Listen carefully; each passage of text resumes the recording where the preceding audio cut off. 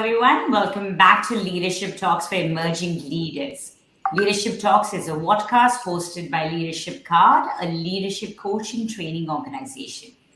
Leadership Card is the brainchild of four individuals, Kiran, Sandhu, Asish Datta, Ramakrishnan, and Devesh Mohan, who share a common vision and mission to support 1 million emerging leaders to solve problems for self, others, and the organization. Leadership Card runs leadership programs for individual contributors and corporate clients. Our coaches collectively have over 100 years of experience and come from diverse fields. Every week on Leadership Talks, we invite leaders from varied fields and industries to share their stories and share tips and strategies which you can apply in your journey. Stay tuned to the end because every second of this podcast adds value and knowledge. I'm your friend, Kiran Sandhu, a leadership communication coach, and I'm hosting this episode along with Mr. Asish Datta on leadership in quality assurance. Thank you very much, Kiran. We have the privilege of having as our guest today Ms. Ananda Jothi Balakrishnan, Director Software Testing with Eleviant Technology. Eleviant Technologies helps elevate and scale businesses through digital transformation across various domains using the latest technologies. It is a one-stop shop for digital success. Headquartered in Dallas, US, and with offices located in Chennai and Coimbatore, India. During her career spanning more than 2 decades, Ananda has been associated with various well-known organizations, including Tata Consultancy Services, TCS. Ananda heads the software testing team at Eleviant Technologies. She has managed QA and testing teams in various projects which involve varying technologies across different business domains. She is focused on ensuring her teams deliver quality deliverables for customers, along with mentoring teams on skills upskilling, process adherence, and team building. Ananda is based in Chennai.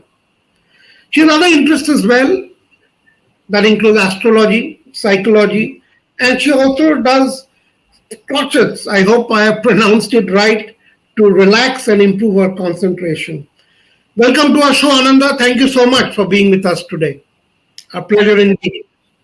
Thank you very much, Ashish and Kiran. Thank you for hosting me. It's a pleasure being part of this show. Looking forward to the conversation. Thank you for being part. Thank you. Yeah, Ananda, I did not know you knew astrology. I would have definitely taken advantage of it earlier, at least good things in my life.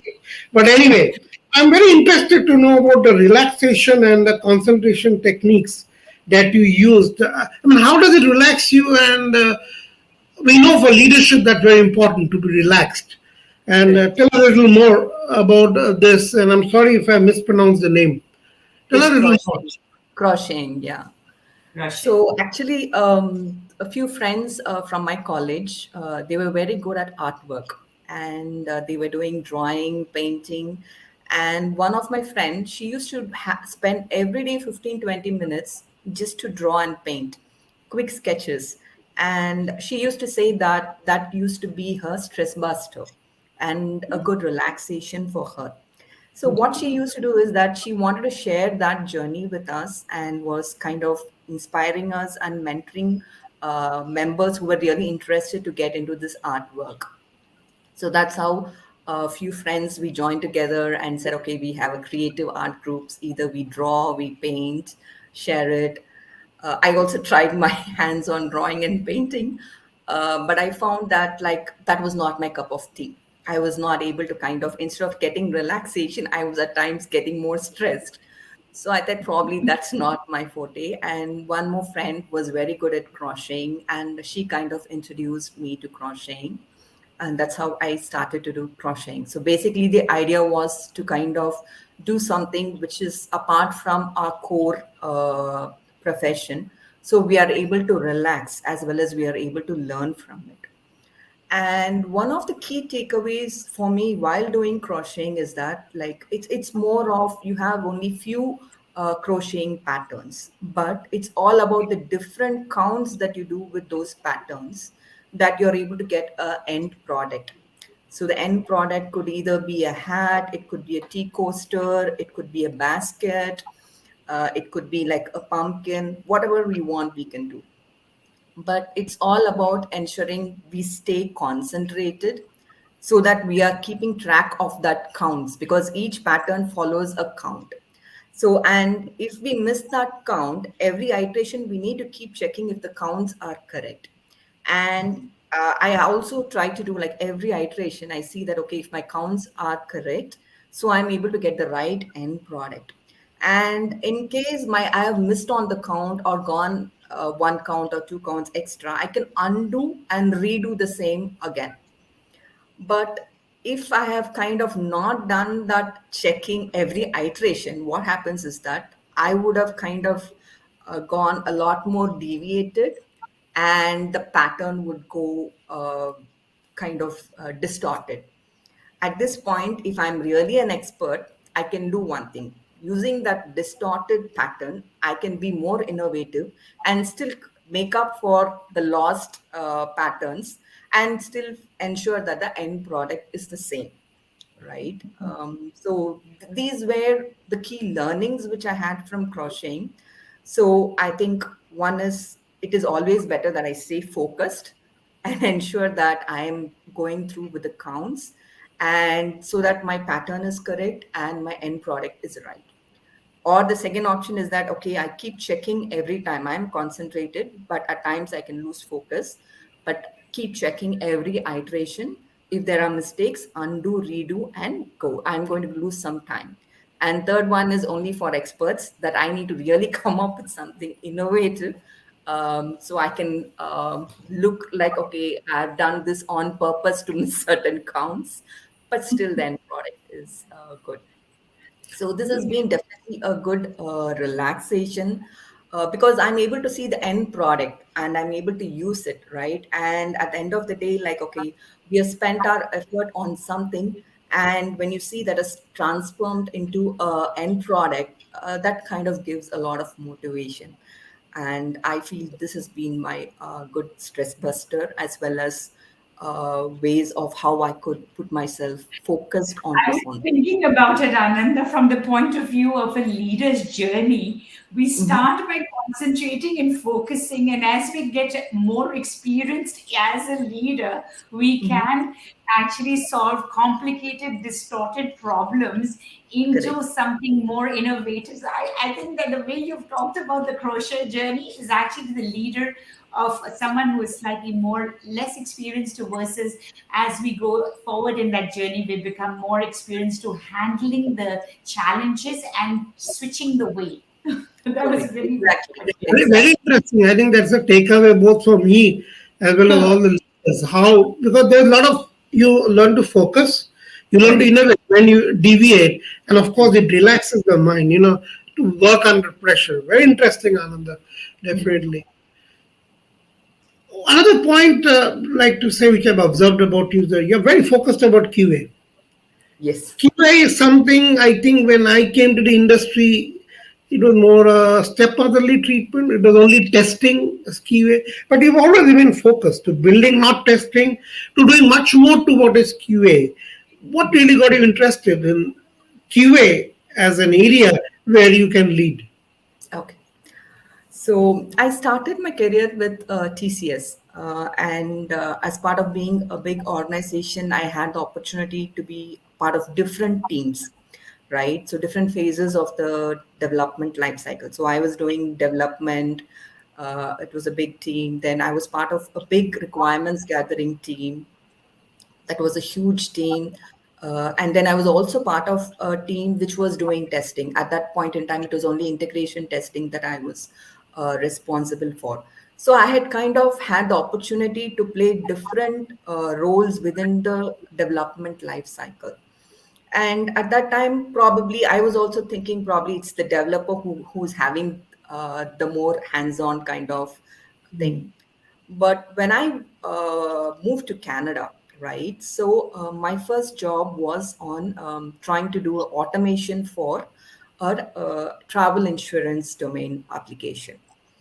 And there I saw that, okay, there is a project team where there are 4 to 5 developers, but there is only one tester for that team. Okay, that entire application is being developed by 4 or 5 developers, but there is only one tester, and everybody is trying to come to the tester to understand what are the requirements, because the developers, they only know their portions of the feature or the requirement, but it is the tester who is able to kind of understand the whole big picture of what the application is, what are the integration points, and how things should work. And also, it's not only about that. The tester, right? He or she is the first end user of the product, right? Before it actually gets to the end user, they are the first end users. And end users are going to be of different age, different kind of what to say, the thought process, how they might use the application, right? It's not that everybody is going to use a straight flow for an application, right? They could use different flows, and a tester is supposed to think through all those different flows. Okay, how can I test this? Okay, if this application is going to be used by a teenager, how would they use it? If this is going to be used by a middle-aged adult, how would they use it, or what would they see as the problems of how to do? Of course, certain applications are like, we have an consumer base, but like certain things, it's an open consumer base, right? So we need to think through with different hats of how the application can work, test through it in and out, and like you kind of become the subject matter expert for the application, right? And you also kind of understand how the end users would be using it, right? And apart from that, before a release goes, right, the product manager comes to the testing person and asks, is this ready for a release? So there is huge accountability with the tester, right? He or she needs to ensure they say, yes, I have tested through all the parts, all the applications, flows, and yes, it is ready to go. There isn't any issue that an end user might face when they see it, right? That confidence level can be given by the tester, right? And only when they give that confidence, the product will get released, right? And the tester should also stand up to say that when there is an issue which comes from the end user, right, they should be willing to take that hit, say that, okay, is this something which is not in the usual flow of the application, or was it a very rare edge case which was environment specific, which could not be reproduced at our end, right? So I saw that there was huge responsibility and accountability, and your thought process has to be through different angles, right? And you are given a big accountability and ownership. And that's where I kind of understood that more than development, testing is something which is probably I would be interested in. And after that, there was no looking back. There was no looking back. I've just gone into testing. It's almost more than 18 to 20 years that I've been only in testing, right? It's also about trying to ensure that we follow the process. It's not about only testing, but also trying to ensure we follow the right processes in this flow. Then we are able to get better quality products and applications. And also, when there is a customer support team for a product, right? The customer support team, when there is an issue, they are just coming first to the testers, right? So testers are the face for the end users. I mean, there is a problem, they want to know how it works, and the tester is able to guide through and say, hey, this is how it works. Probably they would have missed entering a data here. That's why it's reflecting like this in a screen. So, I mean, that's the kind of breadth and depth that of knowledge of the application that a tester is having. And I think Well, we are, I think, very interesting. Thank you, Ananda, for that. I think a lot of our young viewers would be interested now to sure. get into QA and the Yes. responsibility. And taking that part further, like you have not looked back, you've been, how has been the journey? What are the challenges? How did you overcome the challenges? I'm sure there would have been many to become the kind of leader that you are today. Correct. So challenges have been many, right? Not everybody. I mean, at least in the US and Canada, right? People understand the importance of testing and how critical it is. But back in India, to get that kind of attention and to say that, hey, we need to get through this in a elaborated manner to ensure the right quality, right? So it has not been that very simple as we might think, but what I have seen is that, like, we need to be stay focused on it. Okay, uh, we need to be persistent. We need to prove to the people that, hey, trying to employ the right test strategies and the right kind of test coverage with the right set of tools, right? And providing them the matrices, right? At the end of the day, how do we prove to people that, yes, all this has resulted in a better quality product, right? So we need to have that data reflecting all this. So I kind of had this going on, like at each and every step I was learning, right? I was learning at every step of how can I make things or get the approval for certain things better. I mean, first we need to get the acknowledgement from the team, okay, that, hey, I need to do this to ensure that the entire product is tested. I cannot skip on certain things. Most times we might get bills towards the end, right? But then within that limited time, how can I be smart enough to still ensure the core flows are being tested, right? So that the end user doesn't face such issues, right? So these have been kind of the journey that I've had with different phases, with different projects, and I think the customers might be different. In certain cases, customers may be willing to kind of accept for that detailed testing. In certain cases, customers may not be willing to kind of go through that detailed testing. So in such cases, we need to be more of like, okay, what would be a best approach? Every time we cannot see a detailed testing is what we can do. Even with minimal testing, what can we do differently so that we can catch the end user problems, right? So we have to employ different test strategies based on what or who the customer is and how much they are willing. But at the end of the day, still we need to ensure the quality is right. And I've always felt that processes are there which enables us to kind of give that quality to the best. So that's how it has been with testing, Ashish. Yeah, Very very interesting. interesting. Yeah, go ahead, Kiran. Yeah.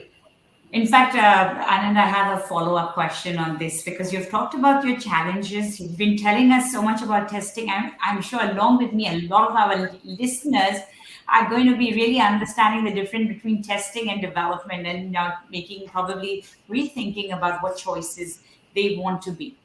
But the challenge question I want to just ask a little deeper over here is that again, when you think about a woman in technology and the challenges probably being perceived as a woman tester, if there were any, or I mean, to be seen in the industry as someone as an subject matter expert, were there any challenges on that front to be proving yourself? Okay, I would actually say it's more of an advantage because I Okay. think women are able to kind of identify any issues very quickly. I mean, like, one way to say it is like we can find faults easily, but I like that. That we use it to our advantage in the testing correct. domain. Correct. So, and we also have a lot of lateral thinking, right? Like, okay, I mean, okay, what if this has not happened in the right manner? Is there any other risk that could happen? Is there any other risk mitigation that we could work through? We are constantly thinking about such things, right? And I think that has definitely proved to be an advantage. And I would actually say that, like, currently when I'm kind of doing recruitments, right? I mean, I see that almost 90 percentage of the resumes which are coming for testing are females. Wonderful. So it's kind of I feel that, like, okay, being a female I did not have to face that, saying that, okay, would this person be able to do it or not? I felt that we always, being a female, I also had that edge to say, yes, we can do it, and was able to identify things. I think building that trust, right? Like, we need to prove first ourselves. And if we have done the first step, then people are willing to accept. And yes, it's not only about me being a tester, but it's about bringing a team, right? How do I manage in building a team, right? It's not just about me, but the team. So I think for being or managing a team of testers, right? I feel there are three stages of how we can look at it, right? So how do we train the people, right? So first stage I feel is more about building that confidence in the team. So the team should have that trust that, okay, this person is there to help me solve problems, to help me, is there to teach me on how I can go about with this particular technology or this domain of functional domain of testing, right? And while doing that, we also need to understand what they feel. I mean, being empathetic, okay, of what are their thoughts, okay, and we need to be one among them, see what they are doing, right, how they are doing, right? We need to be active listeners, and we also need to be good observers, right? So that would help us to understand, okay, even though we are trying to solve certain problems, we need to understand how are they doing, okay? And only while observing all these verbal and non-verbal clues, that gives us an edge of how we can kind of um, mentor them better, So right? actually, I see that what you've done, Ananda, you've taken my challenges, converted into how you're building a very resilient team, which is great because number one, I'm just from what you've just shared, that you did not think that you were at a disadvantage. You used your strength, which Mhm. natural abilities of a woman, to know Mhm. what could be applied in your workplace, and then utilizing that natural abilities what women probably also have as a leader, empathetic probably, and knowing that that's a confidence you want to build in others, you're building, helping your team to build. So yeah, can you carry on what are the other features that you utilize in your building your resilient teams, whether they irrespective of gender? Correct, sure. The next stage, I mean, like, is all about, okay, we have kind of built that trust. We have helped them with basics of how to solve problems, right? The second stage is that we should kind of let them solve the problems. First, we have solved the problems and we have also taught them on how to solve. Second stage is allowing them to kind of solve. So if there is a challenge or if they are unable to find a solution, we can say, hey, there is the link to this particular problem. You go and look into this link, you'll be able to get some inputs, right? We cannot be always doing the spoon feeding. We need to kind of say, okay, high level, this is what you can do, and they need to go and further explore on it and come up with solutions. So I mean, we are just letting go of the hand holding and saying, yes, why don't you try now, right?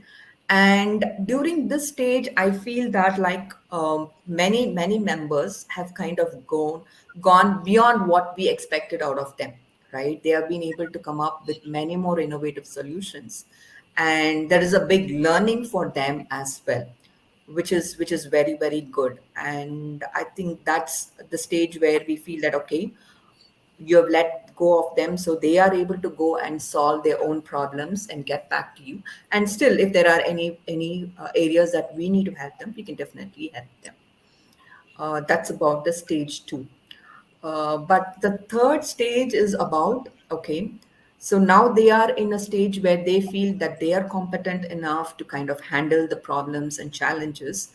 Now, what they need to be doing is we need to build that culture within the team that, hey, it's not good enough that you alone learn, right? But you need to help everybody learn, right? Help others, okay?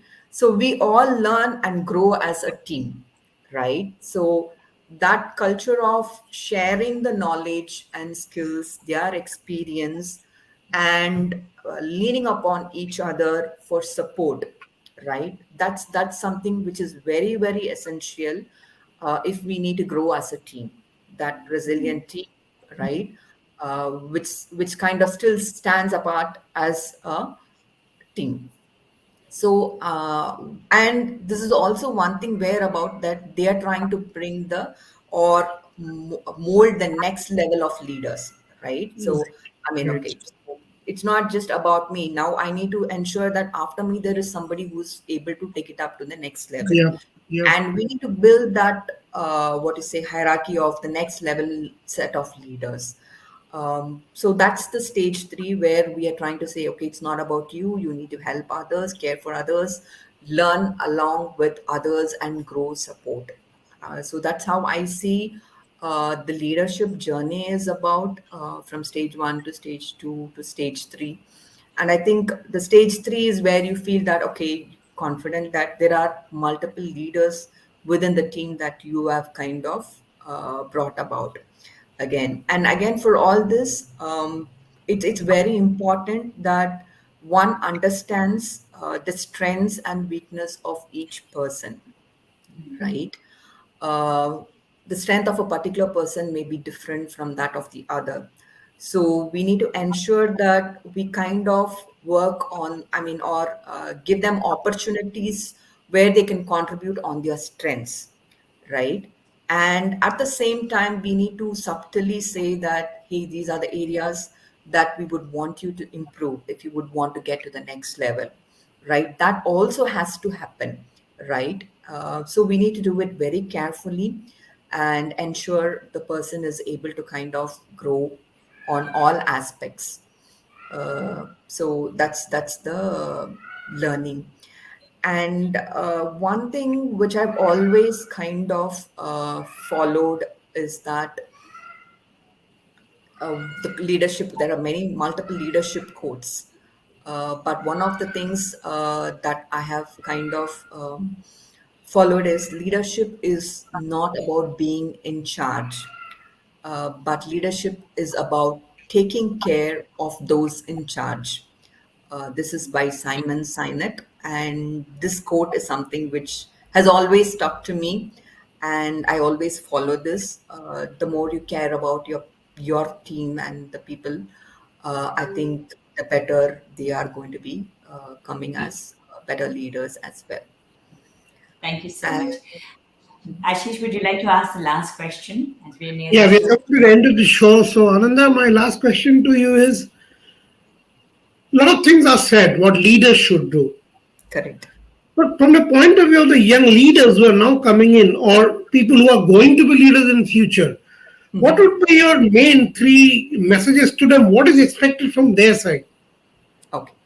So I think to the young leaders, right, I would like to say that have a plan, okay, and also have a fallback plan, okay. And even if either your plan or fallback plan doesn't happen, be open to learning, be open to the challenges that is coming your way, right? Because you never know that you're going to be learning a lot more better with whatever challenge that has come your way. Right. And as far as you're open to learning, I think that's the great thing one could make the best use of. That's the first thing.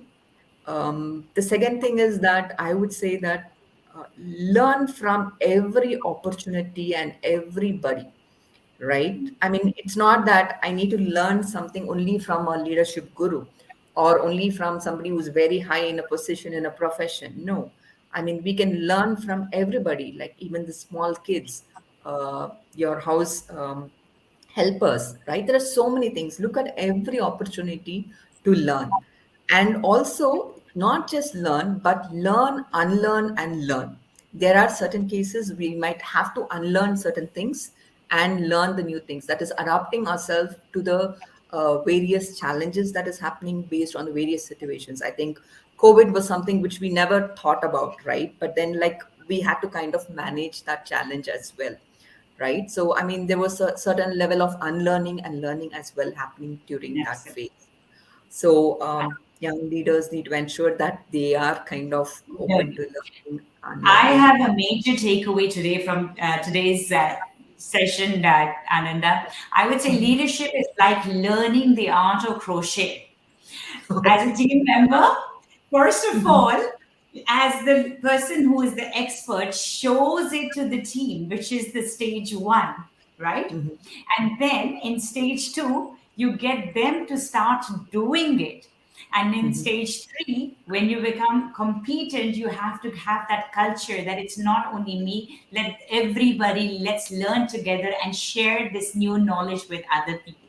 So, with Correct. that, I would like to say thank you to Ananda for joining us today. Leadership Talks will be back next week with another leader to share their journey. For more information, watch our Facebook page and stay tuned on Spotify and Apple Podcasts for Leadership Talks for Emerging Leaders.